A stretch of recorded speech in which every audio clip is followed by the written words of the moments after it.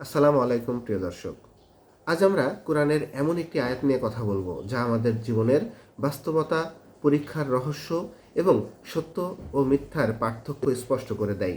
আয়াতটি হলো সূরা আল ইমরানের 179 নম্বর আয়াত। এই আয়াত আমাদের বলে দেয় কেন আল্লাহ সবাইকে এক অবস্থায় রাখেন না, কেন পরীক্ষা আসে, আর কেন ভালো ও মন্দ একসাথে মিশে থাকে।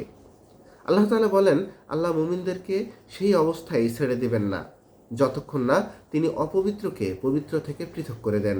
আর আল্লাহ তোমাদেরকে গায়েবের জ্ঞানও জানাবেন না, তবে তিনি তার রাসূলদের মধ্য থেকে যাকে চান তাকে বেছে নেন। সুতরাং তোমরা আল্লাহ ও তার রাসূলের প্রতি ঈমান আনো, আর যদি তোমরা ঈমান আনো এবং তাকওয়া অবলম্বন করো তবে তোমাদের জন্য রয়েছে মহাপুরস্কার। বন্ধুরা, এই আয়াতের মূল কথা হলো আল্লাহ কাউকে পরীক্ষা ছাড়া ছেড়ে দেন না। মুমিন আর মুনাফিক, সৎ আর অসৎ, সবাই বাহ্যিকভাবে একসাথে থাকতে পারে, কিন্তু আল্লাহ তাআলা চান সময় ও পরীক্ষার মাধ্যমে আসল পরিচয় প্রকাশ পাক। এই আয়াত আমাদেরকে জানিয়ে দেয় পরীক্ষা কোনো শাস্তি নয়, বরং পার্থক্য প্রকাশের মাধ্যম। বন্ধুরা, এই আয়াত নাজিল হয় উহুদের যুদ্ধের পরে। উহুদের যুদ্ধে দেখা গেল কিছু লোক মুখে মুসলমান, কিন্তু বিপদের সময় তারা পিছিয়ে গেল। আল্লাহ তাআলা এই আয়াতের মাধ্যমে বলেন তিনি মুমিনদেরকে এমন অবস্থায় রাখবেন না যেখানে মুনাফিক ও মুমিন আলাদা বোঝা যায় না। পরীক্ষা আসবেই যাতে বোঝা যায় কে আল্লাহর জন্য সত্যিকার অর্থে দাঁড়িয়ে আছে। আয়াতে বলা হয়েছে খাবিশকে তাইয়িব থেকে আলাদা করা হয়েছে। খাবিশ মানে হচ্ছে মুনাফিক, দুর্বল ইমান এবং স্বার্থপরতা। আর তাইয়িব মানে হচ্ছে খাঁটি ইমান, ত্যাগ, ধৈর্য। এই আলাদা করা হয় কিভাবে?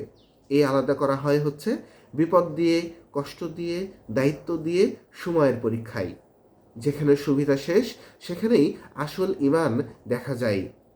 আল্লাহ তাআলা বলেন, আমি তোমাদেরকে গায়েব জানিয়ে দেব না, অর্থাৎ কে মুনাফিক আর কে মুমিন সব কিছু আল্লাহ প্রকাশ করে দেন না, কিন্তু তিনি তার রাসূলদের মধ্য থেকে যাকে চান তাকে গায়েবের কিছু জ্ঞান দান করেন।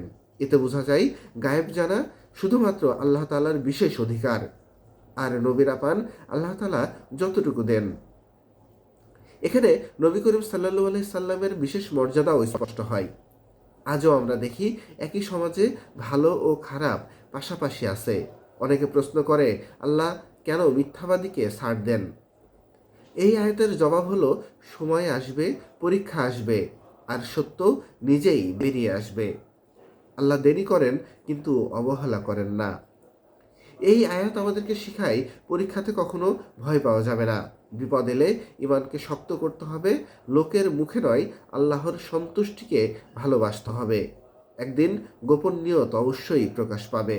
মনে রাখবেন, পরীক্ষা না এলে জান্নাতের যোগ্যতা প্রমাণ হয় না। প্রিয় দর্শক, সূরা আল ইমরানের 179 নং আয়াত আমাদের জীবনের আয়না। এটি বলে দেয় আল্লাহ সবাইকে পরীক্ষা করেন, কিন্তু পুরস্কার দেন শুধু ঈমান ও তাকওয়ার ভিত্তিতে। আল্লাহ যেন আমাদের সবাইকে পরীক্ষায় সফল হওয়ার তৌফিক দান করেন। আমিন।